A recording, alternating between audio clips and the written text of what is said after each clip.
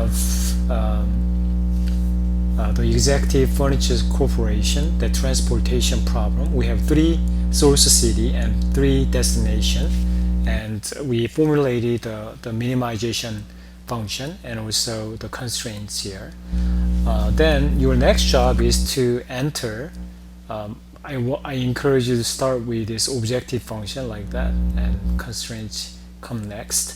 So first of all, you want to type the variables. X11 means the destination city is mains, and it goes to the first destination, Albuquerque.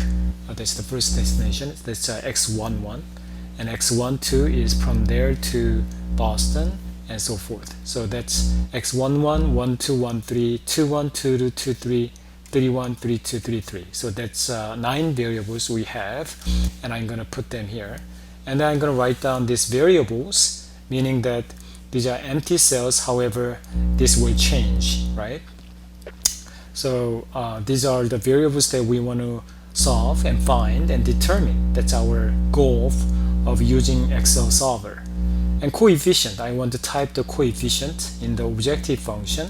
As you can see, 5 over there, 4, 3. So those numbers, coefficient that correspond with each variable, you just write down over here. Then you have this objective function part is done.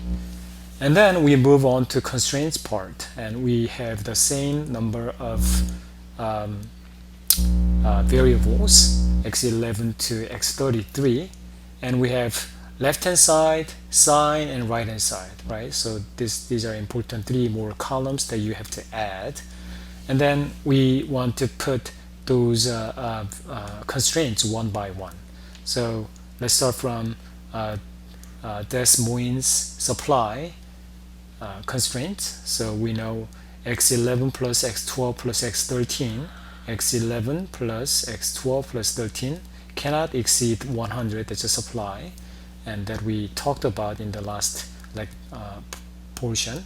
And the coefficient of that is 1x11, 1x12, 1x13.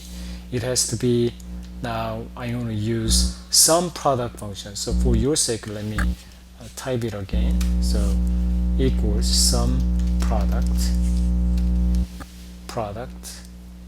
of this coefficient times these variables, and that's what I want to do.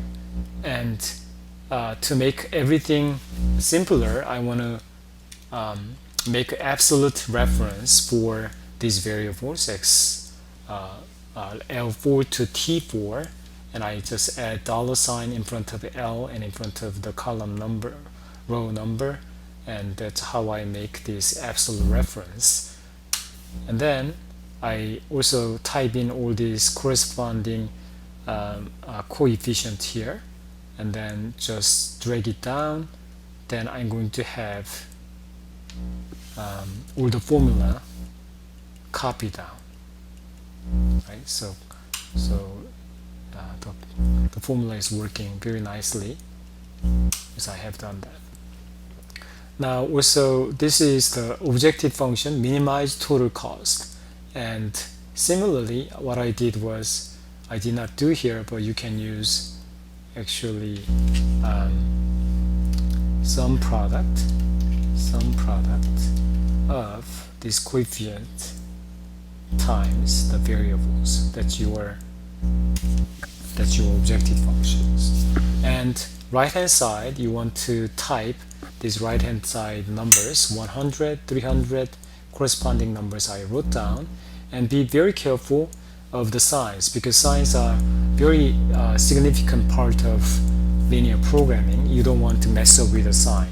So enter the sign correctly, less than equal to, less than equal to, and equal sign, and then you are now set to run Excel solver for this problem and find how much should I assign, right? How much shipment should it be made from one city to the other city can be determined using this linear programming. So let's do that. How do we do this, right? So if you go to data and I showed you last time how to add a solver there. If you don't have it, you go to analysis tools for Excel for Mac.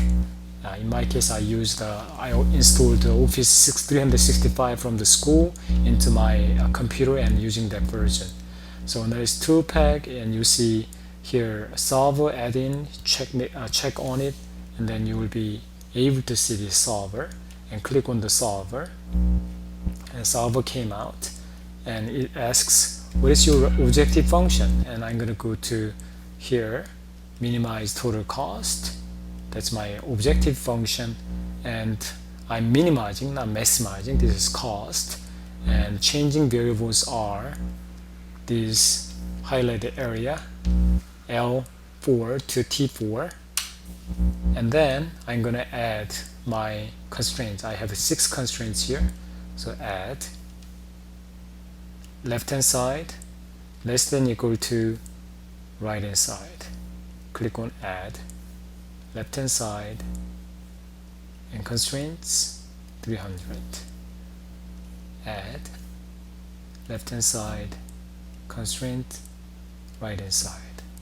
Add left hand side. Now the sign changes to equal sign rather than less than equal to, and then 300. Add equal to 200.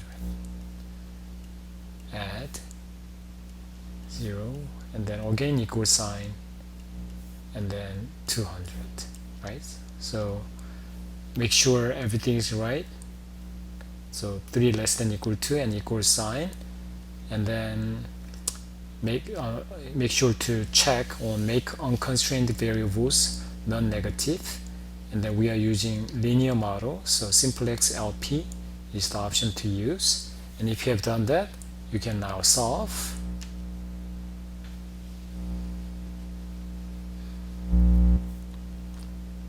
Okay, now you solved, and you want to maybe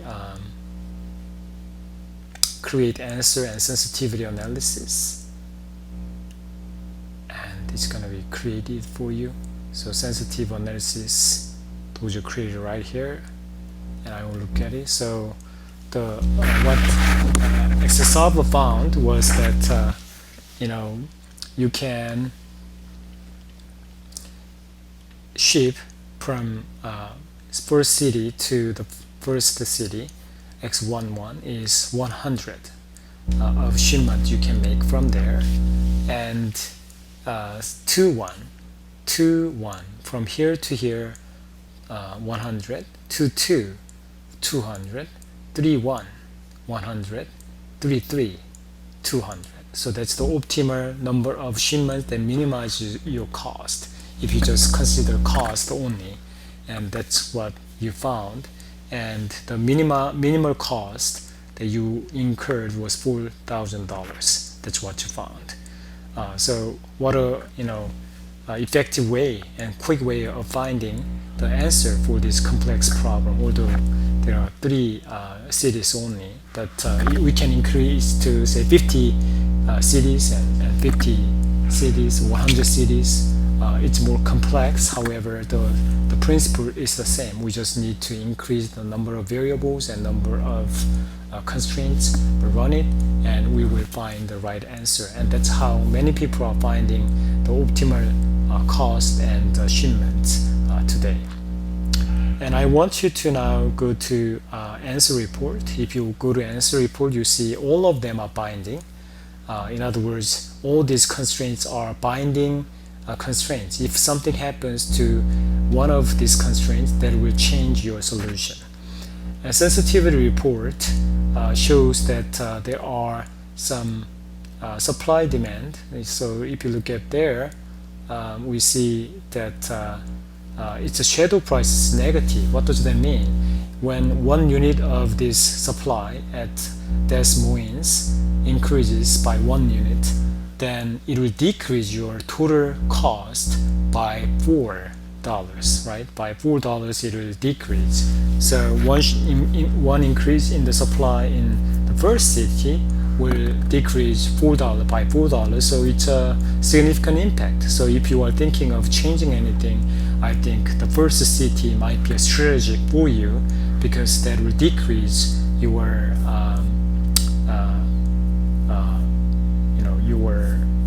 cost by $4.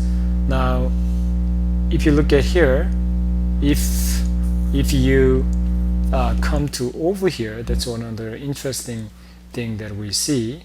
That is, if you increase demand in Albuquerque by one, right? One demand, it is increasing the city. Then what happens is that it will increase $9 of the price, right? That's what is going to happen. However, if you look at here, what happens? There's a zero here, meaning that increase in the demand is not possible. However, decreasing the demand is possible. When you decrease it, then what happens? When you decrease the demand by one in the first city, you will be able to decrease $9 there, right? So the less demand you have by up to 100, so say from 300 to 200 you decrease it, then you will be able to save $900 from there by decreasing the demand there, right? So that's what this sensitivity analysis is telling you, the importance of decreasing the demand in Albuquerque city and increasing the demand in supply in the first city, Des Moines. However, it makes no impact. There's no shadow price for Fort Lauderdale, so nothing to change. That's an optimal status with the current constraints right now that we can see. So we can see a lot of things from sensitivity analysis, and I encourage you to check it out to learn more about the implications of this linear programming for your transportation problem.